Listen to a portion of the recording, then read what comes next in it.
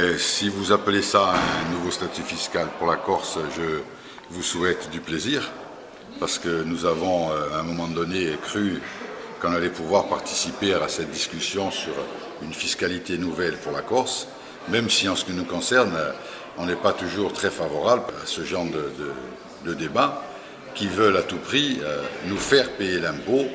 Ce débat s'inscrit dans une lente descente aux enfers des subventions de l'État. On veut à tout prix aujourd'hui que la finance domine sur la nation. Nous avons voulu, au plan régional, dire après tout, si on n'a plus la solidarité nationale, éventuellement, on va envisager quelque chose pour faire, bien entendu, l'impôt corse. Voilà, donc nous avons sur 3 points principaux. Le premier, on dit au gouvernement, si la dotation diminue, nous, on veut bien prendre une partie de la TVA. En clair, c'est ça.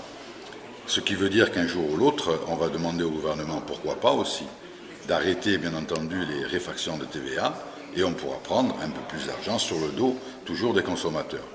Le deuxième point concerne, vous l'avez vu, les résidences secondaires. Nous avons participé activement, dans le cadre du PADUC, à une réflexion, et nous en étions très fiers.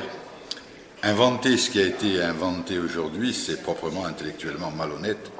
Ça ne pourra pas prospérer et surtout, compte tenu de ce que nous avons ajouté sur la taxation des résidences secondaires, ce sera proprement inopérant et impossible à mettre en œuvre. Savoir si la résidence elle est dans des communes de plus de 3500 habitants ou moins, savoir si la résidence elle appartient à un Corse ou à un Corse, savoir si elle a été achetée ou si elle vient par héritage. Bientôt on va ajouter aussi la hauteur éventuellement de la colline pour savoir si on doit taxer les gens ou pas. Ça c'était la deuxième chose, la fongibilité de l'enveloppe de la continuité territoriale. Vous l'avez vu, même Dominique Bouquin ici a dit alerte parce qu'à un moment ou à un autre, à force de trop en vouloir, on va s'en faire enlever. On a inventé la taxe sur les espaces verts, la taxe sur les aires marines, la taxe sur les transports, la taxe sur les camping-cars. Enfin, ça devient ridicule. Les dernières taxations n'allaient pas concerner les Corses. Aujourd'hui, la taxe sur les transports est payée par tout le monde. Donc, nous avions participé.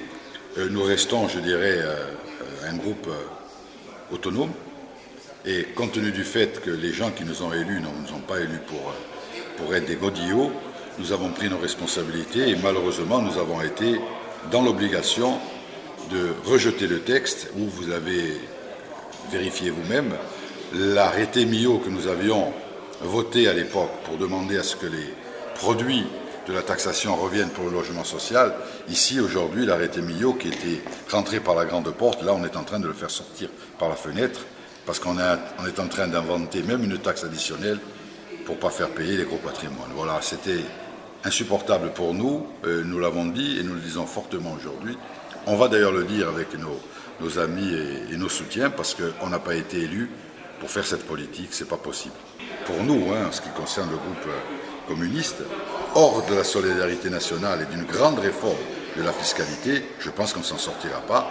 Il faut impérativement qu'on ose s'attaquer à la puissance financière qui aujourd'hui, bien entendu, est tranquille et le gouvernement actuel, et en particulier les députés qui votent systématiquement ce que leur demande le gouvernement actuel, y compris les nôtres en Corse, dont le président du conseil exécutif, n'en prennent pas le chemin.